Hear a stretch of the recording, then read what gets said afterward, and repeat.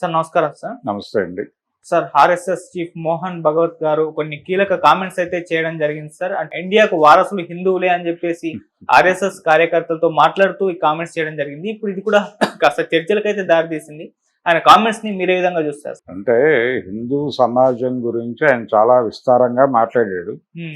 అంటే తనని చాలా మంది అడుగుతారని, ఎందుకు మీరు హిందూ సమాజానికే పరిమితమై వ్యవహరిస్తూ ఉంటారు, పనిచేస్తూ ఉంటారు అని అడిగినప్పుడు ఆయన చాలా స్పష్టంగా ఒక సహనము, అలాగే కలుపుకుని వెళ్లే ధోరణి ఉన్నటువంటి ఏకైక సమాజం హిందూ సమాజం అని చెప్పాను నేను అని చెప్పాడు ఆయన. ఆ సందర్భంగా ఇది వెస్ట్ బెంగాల్లో జరిగినటువంటి ఒక ఆర్ఎస్ఎస్ సమ్మిట్లో ఆయన మాట్లాడుతూ చేసినటువంటి వ్యాఖ్యలు. ఇక్కడ నలుగురిని కలుపుకుని వెళ్లే తత్వం ఉంది హిందువులకి అని కూడా చెప్తున్నాడు ఆయన. భిన్నత్వాన్ని ఆహ్వానిస్తాం, మేము భిన్నత్వంలో ఐక్యత చూస్తాం అని చెప్తున్నాడు. ఈ చెబుతూనే ఒక చురక కూడా వేశాడు. కొంతమంది భిన్న స్వరాలు వినిపించినటువంటి సమూహాలు, అంటే సమూహం అనే అన్నాడు ఆయన, భిన్న స్వరం వినిపించినటువంటి ఒక సమూహం వేరే దేశంగా వెళ్ళిపోయింది అన్నాడు. ఆయన ఉద్దేశంలో పాకిస్తాన్ ఏర్పడిపోయింది కాబట్టి ఈ దేశానికి వారసులు హిందువులే అని కంక్లూడ్ చేశాడు ఆయన. అంటే ఇతర మతాలతో మాకు ఘర్షణ లేదు, కానీ ఆర్ఎస్ఎస్ హిందూ మతం వరకే పరిమితమై పనిచేస్తుంది అని చెప్పాడు. అయితే ఈ వెనకాల సెన్స్ ఏమిటి అనేది చూస్తే, ఒకటి ఆయన ప్రధానంగా చెప్పింది మేము ఎవరితోనూ ఘర్షణకు వెళ్ళం అనేది ఒకటి. ఆల్రెడీ ఘర్షణ పడాలనుకున్నటువంటి వాళ్ళు వెళ్ళిపోయి వేరే దేశంగా ఏర్పడిపోయారు. వాళ్ళ తాలూకా ఎవరైనా ఉంటే వెళ్ళిపోవచ్చు ఇమ్మీడియట్గా, ఒకటి. రెండోది, ఆయన చాలా స్పష్టంగా చెప్తున్నాడు ఈ దేశం హిందువులది అని. ఈ దేశపు వారసులు, భారతదేశం వారసులు హిందువులు అనడం మనగా ఈ దేశం హిందువులది, పాకిస్తాన్ ముస్లింలది, ఈ దేశం నుంచి విడిపోయింది. మీరు ఇక్కడ ఉండాలనుకుంటే మేము ఎవరితోనూ ఘర్షణ పడం, మీరు సరెండర్ అయి ఉండండి, లేదంటే వెళ్ళిపోండి. ఇది వారి సందేశం. అందుకని మేము హిందూ సమాజం గురించి మాత్రమే మాట్లాడతాం, హిందూ సమాజం గురించి మాత్రమే పనిచేస్తాం అని స్పష్టంగా వాళ్ళ ఎజెండా ఏమిటో చెప్పేశాడు ఆయన. ఇప్పుడు చాలామందికి ఇలాంటి ఉపన్యాసాలు విన్నప్పుడు ఏమనిపిస్తుందంటే, భారతదేశాన్ని నిట్ట నిలువునా చీల్చి ఇచ్చేశారేమో, దేశ విభజన అంటారు. దేశ విభజన కాదది. దేశాన్ని నిట్ట నిలువుగా చీల్చి ముస్లింలకు ఒక ముక్క ఇచ్చేలా. పాకిస్తాన్ అనేది ఏమిటి? పంజాబ్ రాష్ట్రంలో ఒక ముక్క, అంతకుమించి ఏమీ కాదు. పంజాబ్లో ఒక ముక్కే పాకిస్తాన్, భారతదేశంలో ముక్క కాదు అది. కానీ ప్రపంచం అలా చూడదు, వీళ్ళు అలా మాట్లాడరు. ఈ దేశాన్ని నిట్ట నిలువుగా చీల్చి వాళ్ళకి ఇచ్చేసాం ఒక ముక్క అన్నట్టు మాట్లాడతారు. ఇప్పుడు వారు కూడా అదే మాట్లాడుతున్నారు. మోహన్ భగవత్ కూడా అదే అభిప్రాయం. అలాగే బంగ్లాదేశ్ ఏమిటి? బెంగాల్లో ఒక ముక్క. అంటే పాకిస్తాన్ ఏర్పాటు అనేది ఆ రోజున చూస్తే ఒక 2 రాష్ట్రాలలో 2 ముక్కల్ని పాకిస్తాన్గా ఇచ్చారు అంతే. అంతకుమించి దేశాన్ని చీల్చి ఇచ్చేలా, అది గమనించాలి. అందుకని ఏం చెప్తున్నాడు, ఇక్కడ ఉన్నారు, ఇక్కడ ముస్లింలు ఉన్నారు, ఇంకా ఉండొచ్చు, వాళ్ళని మేమేం డిస్టర్బ్ చేయం. వాళ్ళు ఎలా ఉండాలి? వినమ్రతతో వ్యవహరిస్తే మేము వారిని ఏమీ అనం, వారు బతకచ్చు.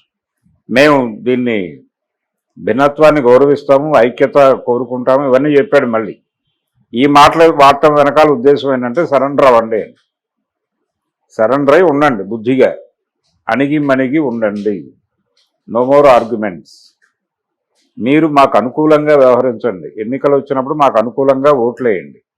ఇది కూడా వారి సందేశంలో అంతర్భాగమే.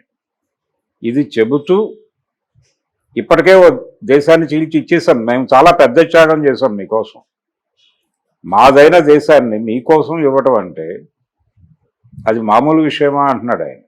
కాబట్టి ఇక మిగిలింది మాదే కదా, ఈ దేశానికి మేమే వారసులం, హిందువులే వారసులు. కాకపోతే మిమ్మల్ని క్షమించి ఇక్కడ ఉంచుతున్నాం, దట్స్ ఆల్. అంతవరకే మీరు వ్యవహరించండి, మీకు లిమిటేషన్స్ ఉన్నాయి, మీకోసం ఒక దేశం ఇచ్చామనే విషయం అనుక్షణం మీ మెదడులో మెదులుతూ ఉండవలను అని చెప్తున్నారు ఆయన. కాబట్టి ఆయన కాంటెక్స్ట్లో భారతదేశంలో ఎవరైనా ఉన్నటువంటి అన్ని మైనారిటీ మతాలు కూడా హిందుత్వాకి సరెండర్ అయి ఉండాలి, హిందుత్వాకి లొంగి ఉండాలి అని వార్నింగ్ కాల్ అది. ఆ వార్నింగ్ కాల్ని సాఫ్ట్ టోన్లో చెప్పాడు. చెప్పి ఈ దేశం మాది మీది ఇలాంటి పిచ్చి మాటలు మాట్లాడద్దు, ఈ దేశం సంపూర్ణంగా హిందువులది అనేది మీరు గుర్తించండి ముందు. ఈ దేశం హిందువుల దేశంలో మనం బతుకుతున్నాం. మన్ని బతకటానికి వాళ్ళు ఎంతో దీంతో అంటే ఎంతో సాఫ్ట్ కార్నర్తో ఎంతో సుహృద్భావపూరితమైనటువంటి వాతావరణంలో వాళ్ళది ఎంతో విశాలమైన మనసులై ఉండటం చేత వాళ్ళు మన ఇక్కడ బతకనిస్తున్నారు. కాబట్టి వాళ్ళకి కృతజ్ఞులై బతకాలి మనం అని మీరు అందరూ అనుకోండి అని చెప్తున్నాడు ఆయన. అందుకని ఆ కలకత్తా ఉపన్యాసం ఆ వెస్ట్ బెంగాల్లో జరిగింది, అది అక్కడ ఆయన ఆర్ఎస్ఎస్ క్యాడర్ను ఉద్దేశించి ఈ రోజు చేసినటువంటి ప్రవచనం అది. ఈ రోజు ప్రవచనంలో ఆయన చాలా స్పష్టంగా ఈ దేశం మాది అని చెప్పాడు. ఈ దేశంలో బతకాలనుకున్న వాళ్ళు లొంగిపోయి బతకండి అని చెప్పాడు. మేము అడ్జస్ట్ అవుతాం, నో ప్రాబ్లం, మేము మాకు అవన్నీ ఉన్నాయి. మా విశాల తత్వాన్ని మీరు మెచ్చుకుని ఎల్లకాలము మమ్మల్ని పొగుడుతూ మా భజన చేస్తూ బతకండి అని చెప్తున్నాడు. చెప్తూ మీకు ఈ దేశాన్ని చీల్చి ఎప్పుడో ఇచ్చేసాం కాబట్టి ఇంకా మీకు ఇవ్వబడేవి ఏమీ ఉండవు, మీరేదో వస్తుందని కోరుకోకండి, మీరు దిక్కు లేక మా దగ్గర పడున్నారు, అలాగే ఉండండి, మేమేమనం అని చెప్తున్నాడు. సో ఇంత గౌరవప్రదంగా వార్నింగ్ ఇవ్వటం అనేది ఎవరికీ సాధ్యం కాదు, అది మోహన్ భగవత్కే సాధ్యం.